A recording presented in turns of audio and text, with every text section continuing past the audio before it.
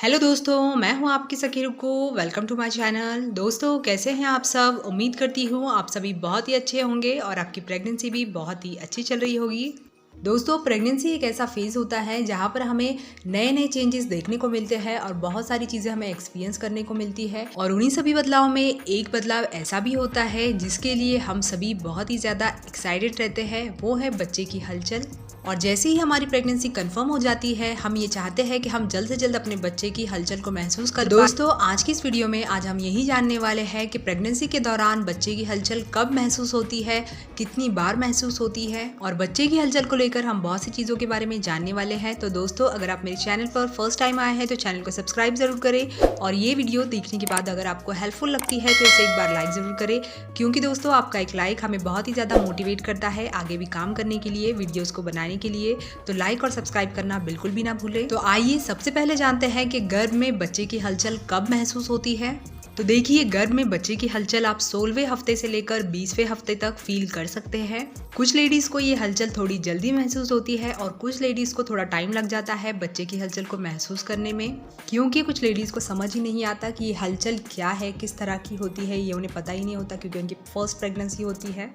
पेट में उन्हें हलचल फीलिंग होती है, लेकिन उन्हें ये समझ नहीं आता, वो कंफ्यूज रहती है इस चीज़ को लेकर कि ये बच्चे की हलचल है या नहीं। और बच्चे का जो लात मारने वाला फेज़ है वो आप 24वें हफ्ते से फील कर सकती हैं। अगर आप ये जानना चाहती हैं कि बच्चे की हलचल किस टाइप की होती है, कैसा फील होता है उस टाइम पर जब बच्चा गर्भ में हलचल करता है, तो उस बारे में जानते हैं। तो शुरुआत में क्या होगा, आपको आपके पेट में एक गुदगुदी जैसा फील होगा, या फिर आपके पेट में गैस बन रही है ऐसा आपको फील होगा। लेकिन धीरे धीरे आपको बच्चे का लात मारना, बच्चे का हलचल करना, आपको धीरे धीरे ये सब महसूस होने लगेगा। और स्पेशली ये तब ज़्यादा होगा जब आप रेस्टिंग पोजीशन में होगे, यानी जब आप आराम कर रहे होगे, तब आपको बच्चे की मूवमेंट अच्छे से समझ आएगी। तो तब आप अच्छे से पता लगा पाएगी कि बच्चा गर्भ में हलचल कर रहा है। अगर आप चल फिर रहे हैं या फिर घर में कुछ काम कर रहे हैं, तब आपको पता लगाना थोड़ा मुश्किल होगा कि बच्चा हलचल कर रहा है या नहीं। लेकिन जब आप आराम कर रहे हैं, लेटे हुए हैं, तब आपको अच्छे से बच्चे की हलचल महसूस होगी। तो आप जानेंगे दोस्तों कि गर्भ में बच्चे की हलचल एक दिन में कितनी बार होती है। देखिए दोस्तों, बच्चे का जो मूवमेंट है वो तीसरी तिमाही से यानी थर्ड ट्राइमेस्टर से ज़्यादा हो जाता है, यानी कि 6 महीने के बाद से, क्योंकि इस टाइम पर आपके बच्चे का विकास अच्छे से हो चुका होता है, बच्चा बड़ा हो चुका होता है, जिस वजह से आपको बच्चे की मूवमेंट अच्छी तरह से फील हो जाती है, ज़्यादा मूवमेंट आपको फील होने लगेगी। और अगर आप कोई अच्छा खाना खा रहे हो, या फिर आसपास कोई आवाज़ हो, या फिर कुछ ऐसी चीज़ें हो जिससे उसको प्रॉब्लम हो रही हो, या फिर धूप लग रही हो, तब बच्चे की हलचल आप देखेंगे कि ज़्यादा हो जाती है। और ऑन एन एवरेज बात करें तो बच्चा इस टाइम पर 2 घंटे में लगभग 10 बार हलचल करता है। तो आप ये सब खुद ऑब्जर्व कर सकती हैं कि आपके साथ ये हो रहा है या फिर नहीं हो रहा है।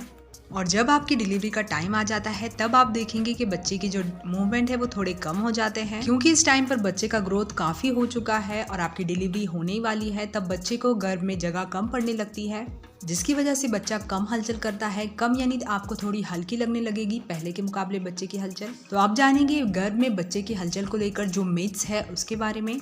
तो सबसे पहली चीज़ कि आप देखेंगे कि 20वें हफ्ते के आसपास बच्चा जो है वो बाहर की आवाज़ों पर रिएक्ट करना शुरू कर देता है, क्योंकि 20वें हफ्ते तक बच्चों को थोड़ी थोड़ी आवाज़ें आना शुरू हो जाती है। तो अगर आपके आसपास आवाज़ आ रही है या फिर कोई लाउड म्यूजिक वगैरह बज रहा है, तब आप देखेंगे कि बच्चे की जो हलचल है आपको फील होगी। आप देखेंगे कि बच्चा जो है वो बाहर की आवाज़ों को सुनकर उस पर रिएक्शन देने लगेगा।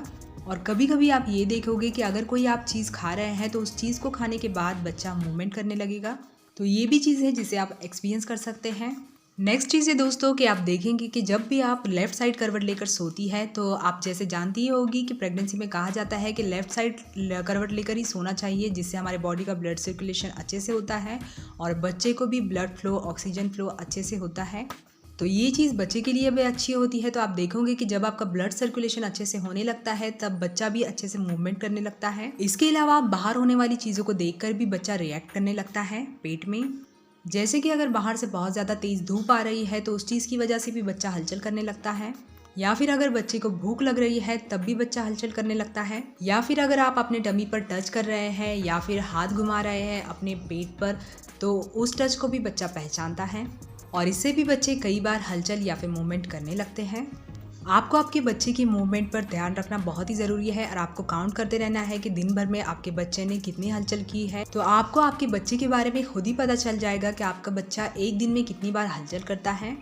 और अगर आपको ऐसा लगता है कि आपके प्रेगनेंसी को 6-7 महीने हो चुके हैं फिर भी आपका बच्चा हलचल नहीं करता है या फिर बहुत ही कम हलचल करता है, तो ऐसे में आपको अपने डॉक्टर को ज़रूर दिखाना चाहिए। और अगर आपके बच्चे का नॉर्मल रूटीन आपको पता है कि आपका बच्चा दिन में कितनी बार हलचल करता है और अगर किसी दिन उसने हलचल कम की है या फिर आपको हलचल महसूस नहीं हो रही है, तो ऐसे में भी आपको अपने डॉक्टर को दिखाना है।